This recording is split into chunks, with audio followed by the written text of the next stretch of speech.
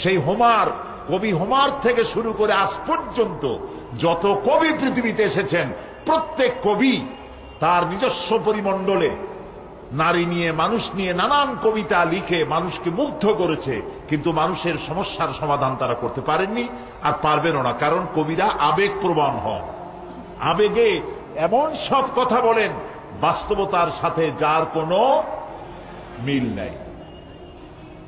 আমি এই কথাগুলি বুঝাবার জন্য মাঝে মধ্যে আমাদের কবিদের কথা আমি আনি বুঝাবার জন্য। যেমন আমাদের জাতীয় কবি কাজী নজরুল ইসলাম, আল্লাহ তাকে জান্নাত নসিব করুন, সবাই বলেন আমিন। তিনি এমন সময় কলম ধরেছিলেন যখন মুসলমানদের পক্ষে কলম ধরার লোক ছিল না। তিনি এমন সময় রসুলের শানে বাংলায় এত সব নাত, এত সব আল্লাহর নামে এত সুন্দর হাম রচনা করেছেন। আমার তো মনে হয় যে নজরুলকে আল্লাহ তাআলা রসুলের শানে যেসব নাত লিখেছেন, নজরুলকে মাফ করার জন্য বোধহয় এটাই যথেষ্ট হতে পারে, যদি আল্লাহ কবুল করেন। তিনি মোনাজাত করলেন আল্লাহর কাছে, মসজিদেরই পাশে আমার কবর দিও ভাই, যেন সকাল সন্ধে মুয়াজ্জিনের আজান শুনতে পাই। এই কথা কি কবুল হয়েছিল না হয় নাই? হয়েছে কিনা? কবর হয়েছে কোথায়? ঢাকা বিশ্ববিদ্যালয় মসজিদের একদম গায়ে লাগানো। পরবর্তী সময় এক শয়তানের কবরও সেই জায়গায় দেওয়ার জন্য চেষ্টা চলছিল। শয়তানের জায়গা, যে জায়গা হওয়া উচিত সেখানে হয়েছে, আল্লাহ এই জায়গাটারে পবিত্র রাখছেন, আলহামদুলিল্লাহ। তো আমি বলতে চাচ্ছি যে কবিরা আবেগে উচ্ছ্বসিত হয়ে, কল্পনার ঘোড়ার পৃষ্ঠে সওয়ার হয়ে তেপান্তরের মাঠ দিয়া নিরুদ্দেশ্যের উদ্দেশ্যে দৌড় মারে। কই থেকে কই যায় ওর কোনো সীমানা থাকে না।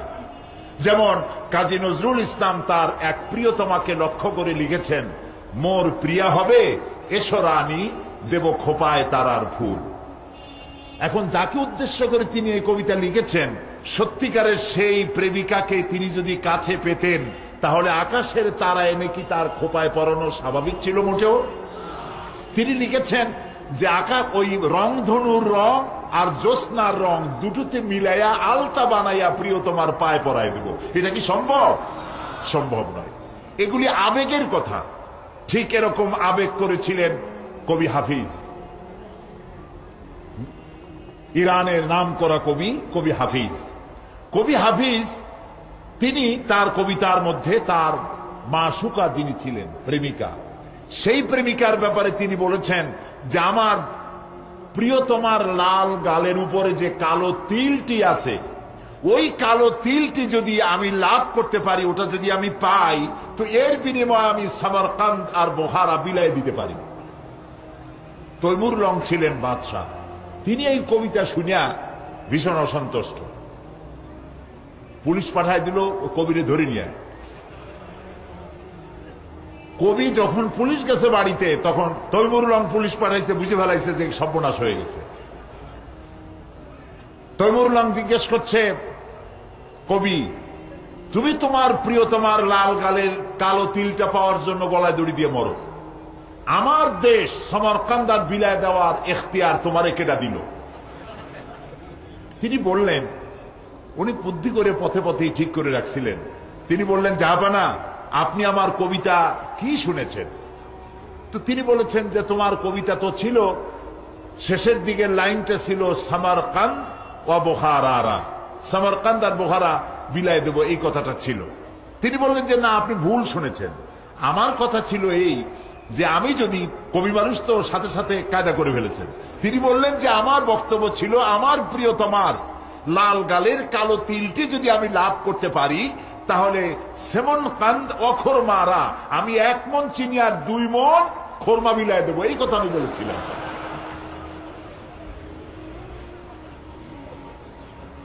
এর দ্বারা এই দুইজন কবির দুইটি কথা উল্লেখ করলাম, আরো কবিদের বহু কথা আছে, তাহলে তো কবিত্ব নিয়ে আলোচনা করতে হবে কোরআন থুইয়া। তা আমি বলতেছিলাম এই যে আল্লাহ তাআলা বলছেন, ওমা আল্লামনাহু শি'রা ওমা ইয়ানবাগি লাহু, আমি আমার নবীকে কবিতা শিখাই নাই, আর কবিত্ব আমার নবীর জন্য শোভনীয় নয়। নবী যদি আবেগপ্রবণ হন, তাহলে ইনসাফ করতে পারবেন না, জাস্টিস করতে পারবেন না। এই জন্য নবীকে আমি কবিতা শিখাই নাই, তাকে আবেগপ্রবণ আমি বানাই নাই। সুবহানাল্লাহ ওয়া বিহামদিহি। আবেগকে নিয়ন্ত্রণ করার ক্ষমতা নবীকে দেওয়া হয়েছে। তো নবী করিম সাল্লাল্লাহু আলাইহি সাল্লামের কাছে কোরআন নাজিল হচ্ছিল, তিনি এগুলি তেলাওয়াত করে মানুষকে শোনাচ্ছিলেন। আল্লাহ তাআলা এই জন্যই তাকে পাঠাইছিলেন ইয়াতুলু আলাইহিম, তিনি তেলাওয়াত ওয়ায়ুযাক্কিহিম, আর মানুষকে তিনি এই কোরআনে কারীম দিয়ে পরিশুদ্ধ করবেন, তাদেরকে হিকমত শিক্ষা দিবেন, তাজকিয়া করবেন। এই জন্য কোরআন নাজিল হয়েছিল। প্রিয় ভাই সব, আমরা যে কোরআন দেখতে পাই, এই কোরআন কোন তাবিজ তদবিরের কিতাব হিসাবে নাজিল হয় নাই, একথা এই মঞ্চ থেকে বারবার আমরা উল্লেখ করেছি। নিশ্চয়ই মনে আছে আপনাদের। তাবিজ এবং তদবিরের জন্য কোরআন আসে নাই। কোরআন এসেছে একটি সমাজ বিপ্লব করার জন্য, যা পৃথিবীর মানুষকে সুখ, শান্তি, সমৃদ্ধি দিয়ে এই পৃথিবীতে তাদেরকে শান্তি দিবে এবং কিয়ামতের দিন তাদেরকে জাহান্নাম থেকে মুক্ত করে দেবে। এজন্য কোরআন নাজিল হয়েছিল। সেই জন্য আমি ইচ্ছে করেছি আপনাদের সামনে আলোচনা করব যে মুসলমান হওয়ার জন্য সব থেকে জরুরি কি জিনিস,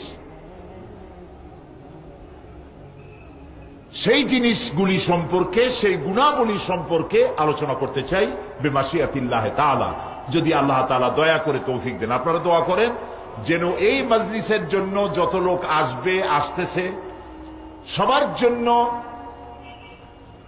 হেদায়েতের কারণ হয়ে দাঁড়ায়। আমার জন্য সেই ধরনের কথাবার্তা বলার তৌফিক যেন আল্লাহ তাআলা আমাদেরকে দান করেন।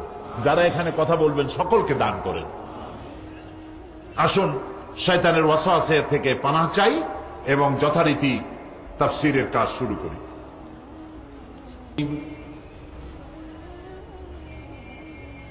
বিতাড়িত মারদুদ শয়তানের ওয়াসওয়াসা থেকে আল্লাহর কাছে পানাহ চাই।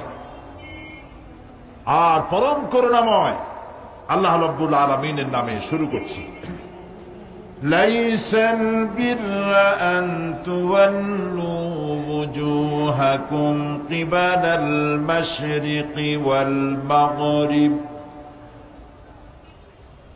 ليس البر أن تولوا وجوهكم قبل المشرق والمغرب ولكن البر من آمن بالله واليوم الآخر والملائكة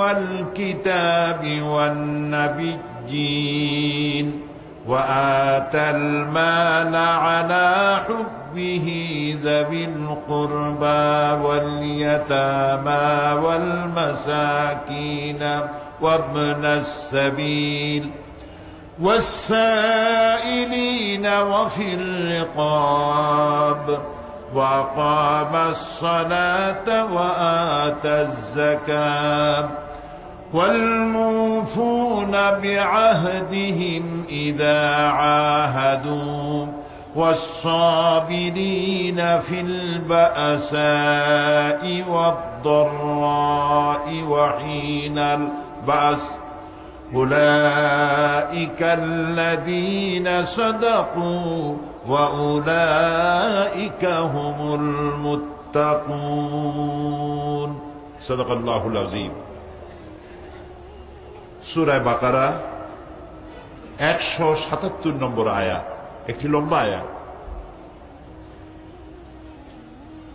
আল্লাহ রাব্বুল আলামিন বলছেন, লাইসাল বিররা আন তুওয়াল্লু বুজুহাকুম কিবালাল মাশরিকি ওয়াল মাগরিব,